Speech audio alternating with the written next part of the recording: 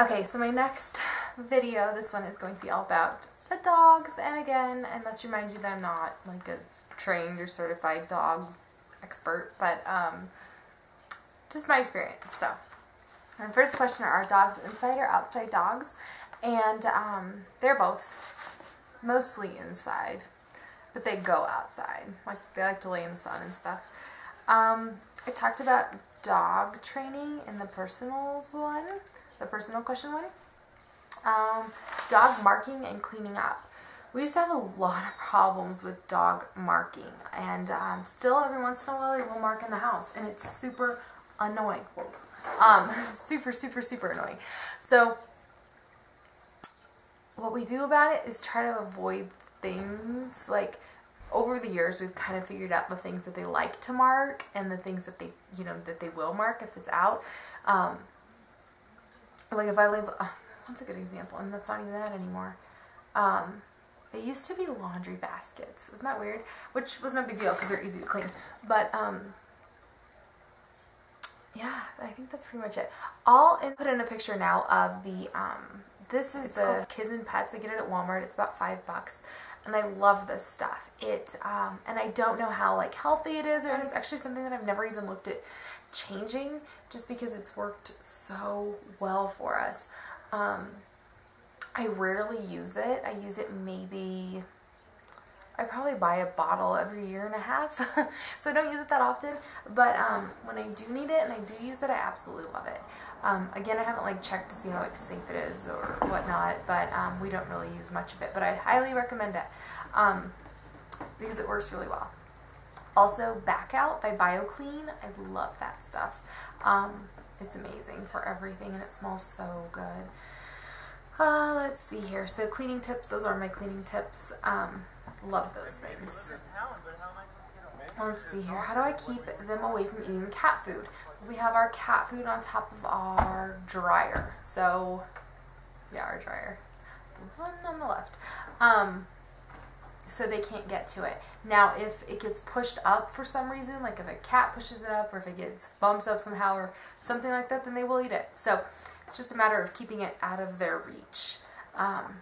Let's see here. What is our yearly vet bill? That's a good question. Let's see. Just like for regular annual, like their annual checkups and their shots and whatnot, it's about $100. Like $250, $300. Now if they have to go in for something special, who knows? Cannon had surgery, was it last year?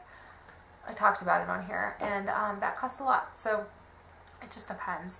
And the insurance that we had, it didn't cover their yearly visits, so which is another reason why it's like, okay, we're paying $100 a month for dog insurance, and it's not covering anything. It was kind of just like, where can we cut back? And that was one of it. So, how do we train them to go inside and outside? Well, we got them a dog door, and this is when Gage was a puppy, and I just went out of it, and he went out, and the rest is history. When we got Caliber just followed Gage. We had a few accidents, but nothing too bad. On that note, puppies suck. If you're looking to get a dog, get an older dog. Save an older dog's life. Puppies are a pain in the butt. Caliber ate, when he was a puppy, again, we got him at like 3 months old, but he ate all the baseboards in our house. He literally, even the ones that were like flat against a wall, he gnawed them and he ate all of our baseboards. It was such a pain in the butt. So when we sold that house, we had to replace all of our baseboards, which sucked. I would put that bitter apple or, I don't know, whatever, and he'd just licking it out of the bottle. I tried hot sauce, I loved it. Yeah, that was bad. That was bad. Puppies are a pain. They eat your shoes, they destroy your house, they pee and poo inside. Like, just get an older dog. Forget the puppy stage. I don't know if I'll ever have a puppy again, honestly. Let's see here. But yeah, that totally went off topic. How many walks a day? So we're inside and outside all day long. So there's no like specific walks. Now we like to take them out. So as a family, we'll go to the lake one day on one of our days off, or Deacon and I and Drake will take the 3 dogs and we'll go to the river where dogs can be off leash. I don't do anything on leash with them because with 3 dogs and 2 kids, it's impossible. It's a mess. It's a broken neck waiting to happen. And they're not like the best on leashes. They're kind of crazy. One-on-one, they're great. But when I get all 3 of them, it's too much. Now, if my husband's with me, we can do it. But we just prefer, they like to just run and get that energy out. So we prefer to just take them to big, huge open fields or mountains and just let them go. And that's how we get out a lot of their energy. So that's something that we like to do. Let's see, how and what do you use to clean up the messes? I talked about that earlier. Do we vaccinate them? Or they said, do you use was it the titer method? And you know what? I've never heard of that. I didn't even know before I had kids that like vaccines were optional and this and that. Here, you cannot register your dog until they have at least their rabies vaccine. And if they don't have that, they can cite you and you can go to jail. So that's extreme. That's like after a few warnings. But yeah, so here, I mean, and I don't know like rules around it. All I know is that you have to have your dog registered, and that's like the issues. When we were going through all of the crap with our dogs getting out in the field and whatever neighbor complaining about it, that was, and we were encouraging them to go into the field and run. It wasn't like they were just escaping, but I'll talk about something again here in a second. But we made friends with the animal control guy because he was at our house so much because of that. But yeah, so you have to have your dogs, you have to have the rabies vaccine, which I do think is important. I honestly do.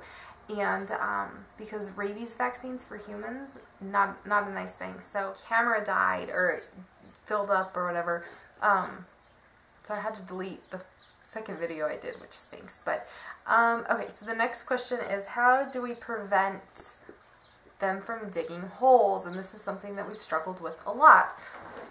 And they don't do it as much anymore. Again, growing out of that puppy stage, adult dogs are a lot cooler.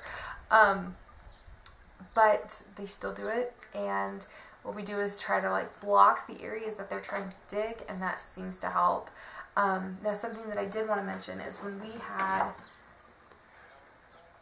the second house we bought together, the backyard was just huge, and we were having a lot of problems with our dogs digging out and running away. And we tried everything to fix it. So the final, like our last straw, and this was the biggest pain in the butt, but it worked, was we stapled chicken wire about 1 foot up on our fence and brought it down, dug out, I don't know, it was like 4 inches because it was a lot of work. Dug out like 4 inches, and then, so it kind of like, here's the fence, here's the ground, it came like kind of down like this, and then we used tent stakes and staked the chicken wire down into the ground, and that stopped their digging out. So it worked for us. I know some people have to go as extreme and as far as like laying cement at their fence border, but luckily that's what worked for us. Just blocking the holes for them digging out didn't work.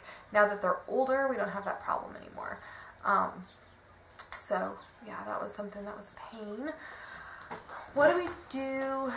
What do we feed our dogs? I'll show a clip of that now. So this is the dog food that they're currently eating. They really like this. Costco has a bunch of really good brands, and we pretty much just kind of alternate through them. Whenever they get sick of one, we'll move to a different one. This is lamb meal and rice. It's got glucosamine and chondroitin in it, which I love. And yeah, so that's what they're eating right now. The cats have the same one, but in cat version.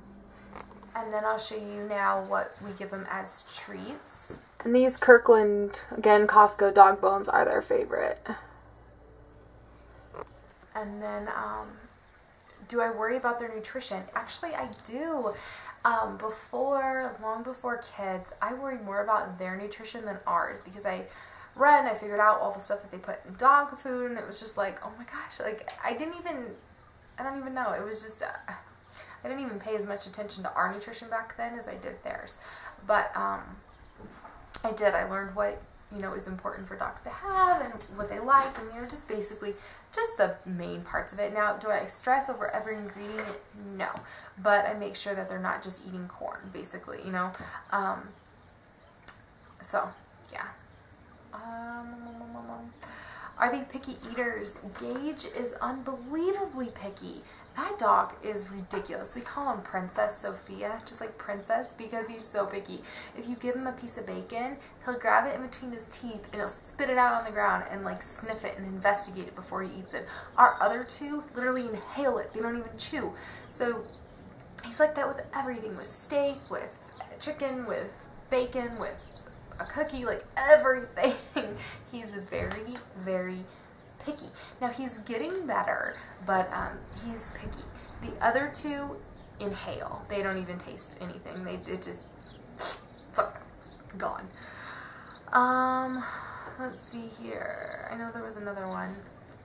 How do we feed them? Do we feed them separate or together? We actually just have 2 food bowls full of food 24/7. I fill it up once a day, once every other day. Now we do give them some table scraps. So they eat people food, but yeah, they just eat when they're hungry, and it's never been a problem. Same with the cats. So there's no like schedule or a certain time they eat. They just, if they're hungry, they eat. Now they get their dinner cookies. We call them our dinner bones, because we give them to them around dinner time. They get those in the evening, but yeah. Can you tell we're really laid back people? Yeah. So let's see here. What are the other ones? Oh, somebody said that they wanted a dog, but they didn't want the fur or something like that. And I must say that there are shedless breeds out there. One of my coworkers had one. It was a little white fluffy thing. Bichon Frise or Frige. I don't know. It's a fancy. And I actually watched a show about them. I don't think poodles shed. And I don't know if a Labradoodle would shed because it's part poodle. I'm not sure. I'm not real good on the toy breeds, or even the big fluffy breeds. I'm not sure. But there are shedless breeds out there, so you could definitely look into that. And then you could always get like that naked cat from, what's that movie Mark Myers was in? Austin Powers? You could have a shedless cat. Okay, so how do we handle them around other people? They're great with other people. Like I said, when you first walk in our house, you'll get mauled. If you're not supposed to be there, they get very aggressive. But otherwise, they're good. They're sweet. Sweet boys. But Gage, I've seen Gage go a little crazy a couple times. We were on a walk once, and there was this guy with like a hood. It was kind of a dark area. And I swear he started like foaming at the mouth and just gnarly, nasty dog. So, I think they would definitely protect us, without a doubt. I think that they could get pretty ugly, but, you know, if it's friends or company, they're good with that. If you can make it through our front door, because it's pretty, the greet is extreme. How do we travel with them? So the furthest we ever really go with them is like 2 or 3 hours. In fact, we're going camping in 2 weeks, 3 weeks, and we'll take them. We're going to be a few hours away, and they're fine. They just hang out in the back. We have we have a Tahoe, a Chevy Tahoe, and we don't have the 3rd row in, and they ride back there. So, okay, I think that's it. If you have any other questions specifically about the dogs, leave them below. Otherwise, I will see you soon. Bye.